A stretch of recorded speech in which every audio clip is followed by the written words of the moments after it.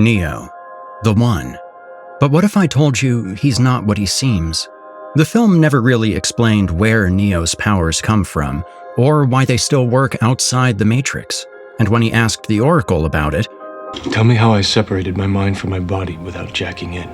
Tell me how I stopped 4 sentinels by thinking it. Tell me just what the hell is happening to me." her answer explained absolutely nothing. The power of the One extends beyond this world, which is from here all the way back to where it came from. The source. First, let me clarify. I don't subscribe to the theory that it's just another layer of the Matrix and that Zion isn't real. My idea is different. In the end, you might agree with it or completely reject it, but I've yet to find a more coherent explanation for all the contradictions in the story. So let's begin.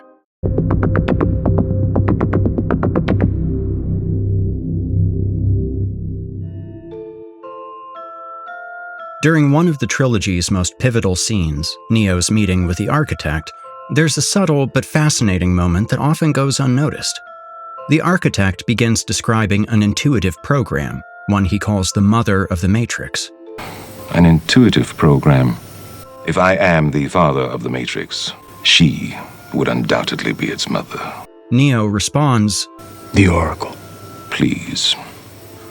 And right then, there's a flicker of something on the architect's face, a mixture of confusion, irritation, and subtle disagreement. At the time, I didn't fully grasp what that reaction meant, but with what I'm about to share, it all becomes crystal clear. I'd like to share a revelation that I've had during my time here. There's no doubt, The Matrix is a film with real depth. It's filled with philosophical references, religious symbolism, reflections on the future of technology, human nature, and the roots of our motivation.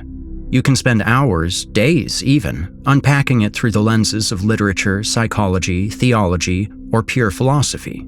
But in this video, I want to take a different route. Rather than diving into abstract interpretation, I'm focusing on something more straightforward, a logical reading of what's actually happening in the story. Because while the world of the Matrix feels tightly woven, there's at least one element that breaks its internal harmony, simply because it's never given a clear, logical explanation.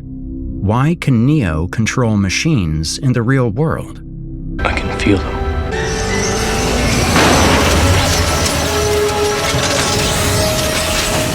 The Oracle tells us it's all about the source. The power of the One extends beyond this world, which is from here all the way back to where it came from. The source. That Neo's power comes from it, and that the source exists outside the Matrix as well. So essentially, Neo has power because that power exists. That's not an explanation. So what is this power really? Is it some kind of magic, or a scientific phenomenon that was discovered while people were asleep? The film never tells us, not even a hint. Everything I'm about to share is purely the result of my own thinking. I'm not claiming to hold the ultimate truth. I simply invite you to explore these ideas and judge them for yourself. Yes, I've come across fragments of similar theories online, but I've never seen a full, cohesive explanation that ties it all together. So if some parts of my theory overlap with others, it's purely by chance.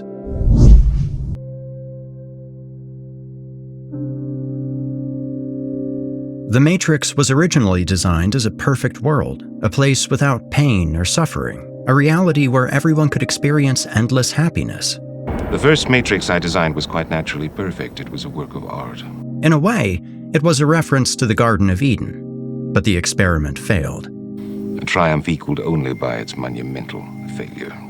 Humans, imperfect by nature and built for struggle and overcoming adversity, couldn't adapt to this idealized world. The inevitability of its doom is apparent to me now as a consequence of the imperfection inherent in every human being. In the next iteration of the Matrix, the architect attempted to fix the existing flaws, but he failed once again. However, I was again frustrated by failure. Not everyone could accept the world as real. Many people intuitively sensed something was wrong, a lack of freedom, a lack of choice. Ergo, those that refuse the program, while a minority, if unchecked, would constitute an escalating probability of disaster. This became a major obstacle for the creators of the Matrix. Some individuals still felt the artificiality of the system, broke free from the illusion and eventually founded Zion, the last stronghold of human freedom. This is about Zion. To counter this, agents were created, one of them being Agent Smith. His mission was to track those who deviated from the Matrix's intended script and thereby maintain its stability. He was also tasked with searching for access codes to Zion. I need the codes. I have to get inside Zion. But ultimately, the agents couldn't guarantee perfect results. Humans learned to fight back, and the agents' methods weren't always effective. Soon, a far more elegant solution was found.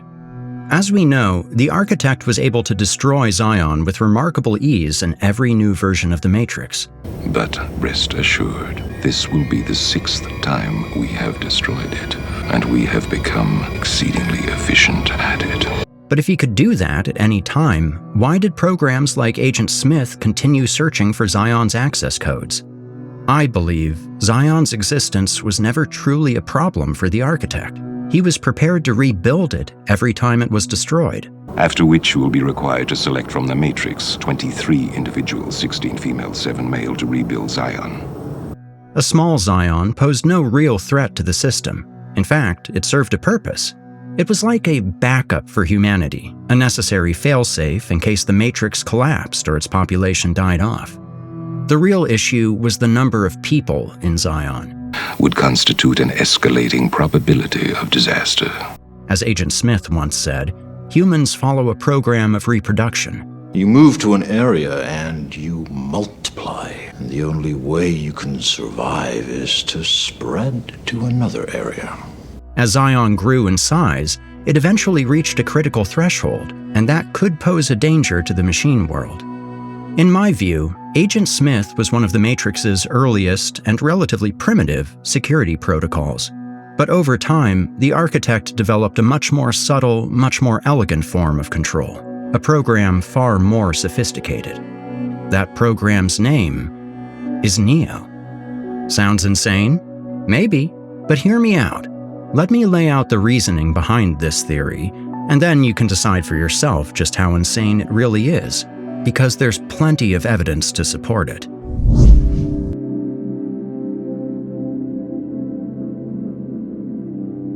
The true brilliance of the architect's design lies in the fact that Neo isn't exactly a program. He's a program embedded within a human being, a Trojan horse. In computer science, a Trojan horse, or simply a Trojan, is a malicious program that disguises itself as a harmless or even useful application in order to trick the user into installing it. Once it's inside, it secretly performs harmful actions like stealing data, opening back doors, or installing other viruses. And I believe Neo operates by that very principle. Your life is the sum of a remainder of an unbalanced equation inherent to the programming of the Matrix. We've already seen proof that programs can inhabit human bodies. Take Agent Smith, for example. He successfully enters the real world by taking over a human host.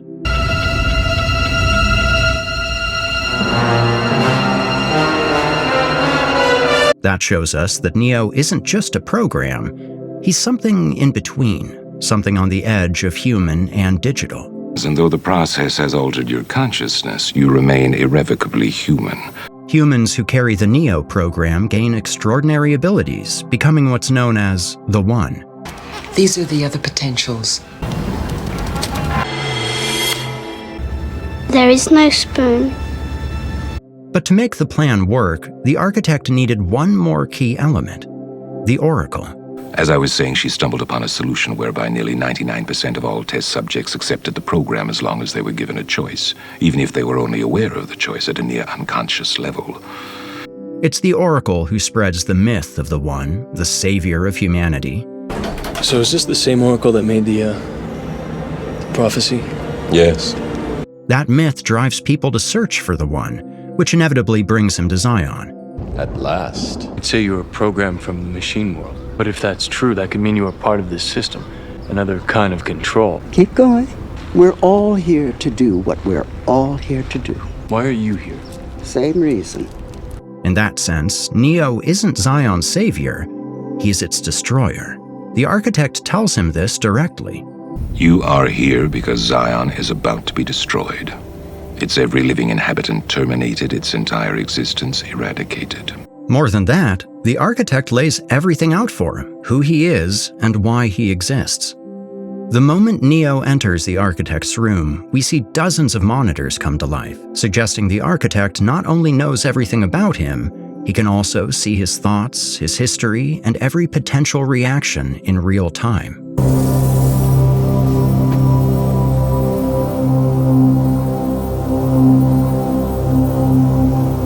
He's in complete control, because they're connected.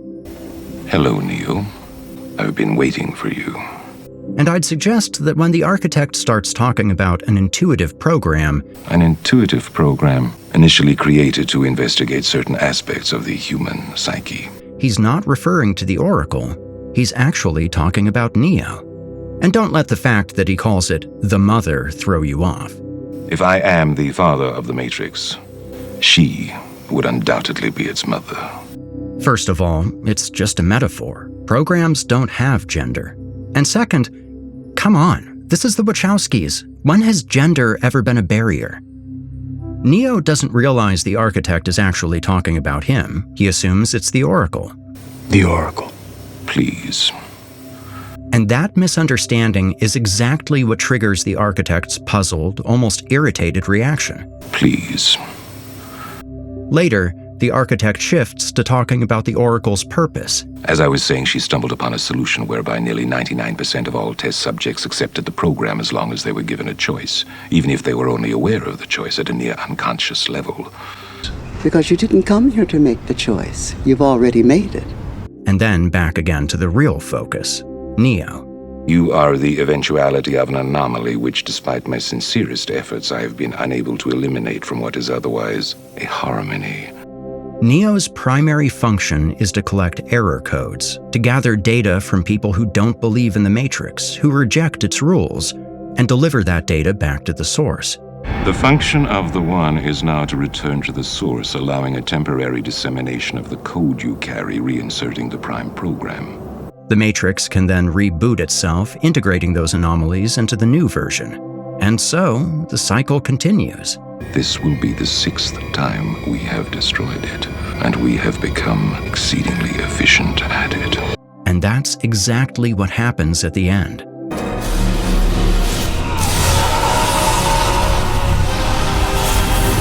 Neo, like a system scanner, collects all the bugs by connecting with the ones who've broken free from the Matrix, and delivers them to the source. Then, the Matrix reboots, now accounting for all those bugs. And this has happened more than once, which is what the architect tells him.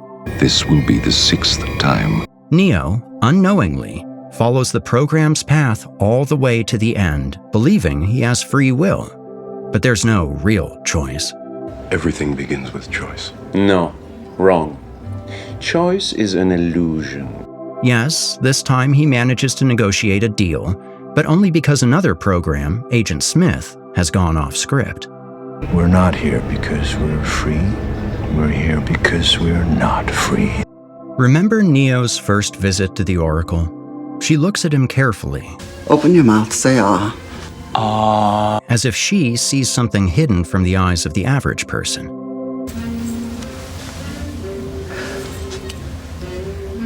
Okay. Later, Neo develops the ability to see code, to perceive programs directly.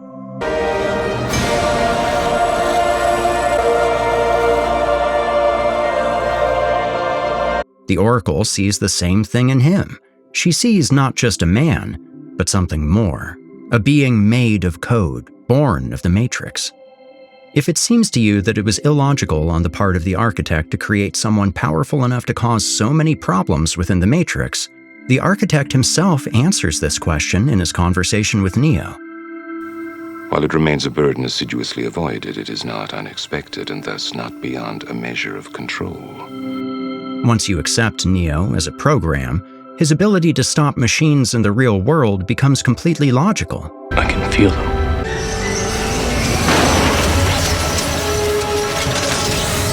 He's part of that world, directly connected to it. Those powers were written into him. That's what the Oracle was trying to tell him. The power of the One extends beyond this world, which is from here all the way back to where it came from, the source. It also explains her warning about Morpheus's death. If Neo goes against his program, he'll be destroyed. If he follows it, Zion and Morpheus will die. You're going to have to make a choice. In the one hand, you'll have Morpheus's life. And in the other hand, you'll have your own. Neo wants to know his purpose, the purpose of the program embedded in him. I wish I knew what I'm supposed to do. And purpose, as has been stressed to us more than once, is the terminology of programs. Programs exist for a purpose. If they don't fulfill that purpose, they're deleted. Every program that is created must have a purpose. If it does not, it is deleted. If you watch closely, Neo behaves more like a machine than a human. Even compared to other programs, he often feels colder, more mechanical.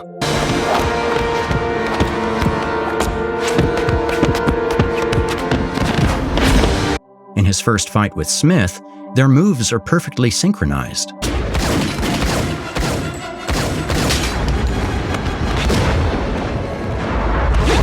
A subtle hint that we're watching two programs clash. You're empty. So are you. When he is in training, he is also literally called a machine. How was he? 10 hours straight. He's a machine. As the story progresses, the lines between programs and humans begin to blur. I just have never. Heard a program speak of love. It is a human emotion. No, it is a word. Your experience is far more specific vis-a-vis love. The film intentionally shows parallels between them. Zion's defenders resemble machines,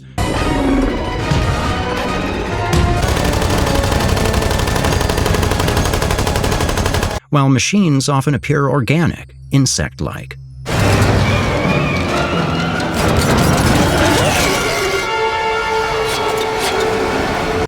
Programs help humans, humans help programs. It's a fusion of two worlds. And that fusion, the merging of human and program, is the real revolution. That's why the final chapter is called Revolutions. You're a program from the machine world. So is he. How can I trust you? Bingo. Now, think about Neo's conversation with Counselor Hammond. Hammond points out that the machines sustain life in Zion. The city survives because of these machines. I can't help thinking that in a way, we are plugged into them. While humans keep the machines running. Humans could shut the machines down, but they'd lose their light. If we wanted, we could shut these machines down. Although if we did, we'd have to consider what would happen to our lights. Machines could stop supporting human life, but they'd lose their power source. So we need machines and they need us. This aspect emphasizes the profound similarities between humans and machines, pointing to their interdependence. These machines are keeping us alive, while other machines are coming to kill us. We have the same power. Counselor Hammond practically says Neo is a machine.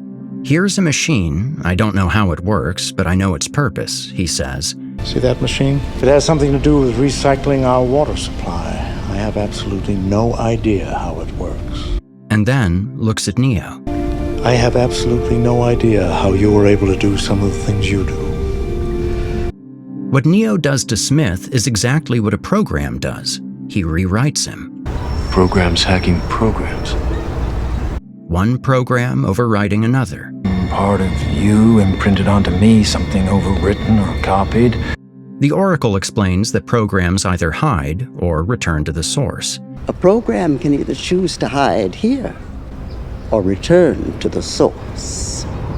And the architect says the One's purpose is to return to the source, which again tells us that Neo is a program. The function of the One is now to return to the source, allowing a temporary dissemination of the code you carry, reinserting the prime program. Smith even says it outright, that both of them are programs.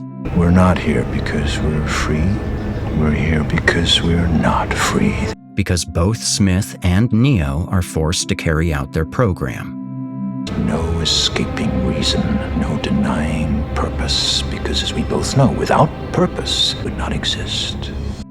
Merovingian also knows the essence of Neo and says, in fact, that he is blindly following his program. You are here because you were sent here. You were told to come here and then you obeyed. The Merovingian also emphasizes what separates them. You know the answer to that question. But do you? You think you do, but you do not. You and I are the same, he says. We're both programs, but I know my purpose. You don't. Merovingian also demonstrates how it works by example. Watch, you see, I have sent her a dessert.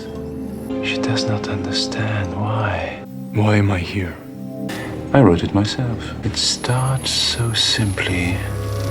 It's exactly the same with Neo. He's been embedded with his program code, and he blindly follows it, goes to Zion and the Source, but doesn't even know that it's all part of the program.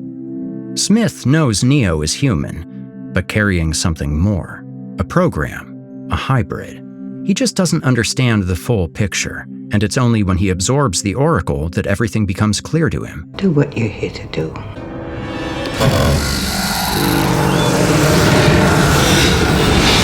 That's why we see him react so violently.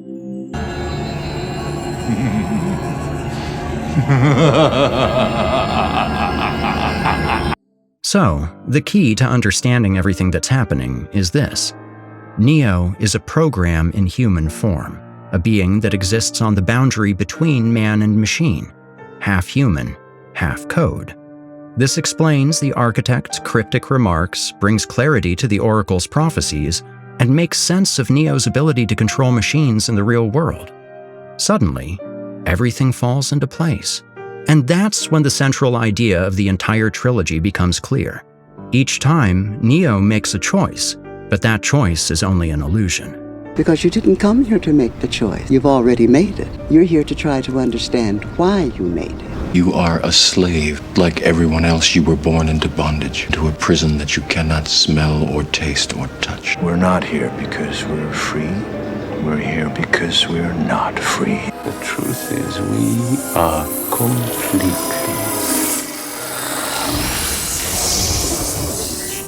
out of control. He chooses the pill. He chooses the door. But all of it raises a deeper question. Do we really have free will if we're programmed from the start? Can we overcome the algorithm written into us and start living freely? Can we change our own nature, our own code? I'm convinced this idea, the possibility of rewriting one's inner program, meant something deeply personal to the Wachowskis, and I think you know what I mean. And yes, there is an answer. We can begin to move in that direction. But first, we have to recognize and accept the code we're living by. Only then do we stand a chance to start a revolution. We are forever slaves to it. Our only hope, our only peace is to understand it, to understand the why. Why is what separates us from them. While working on this video, I came across a lot of fascinating material about Agent Smith, enough for a full, in-depth analysis of its own. If that's something you'd like to see, show your support with a like and a subscription. Whether or not I make that video will depend entirely on your feedback. Ultimately, it's your choice to keep watching or move on, to subscribe or scroll past. That choice decides the future of this channel. And if you're new here, take a look at the videos our clever little algorithms picked out just for you. They should be popping up on your screen right about now.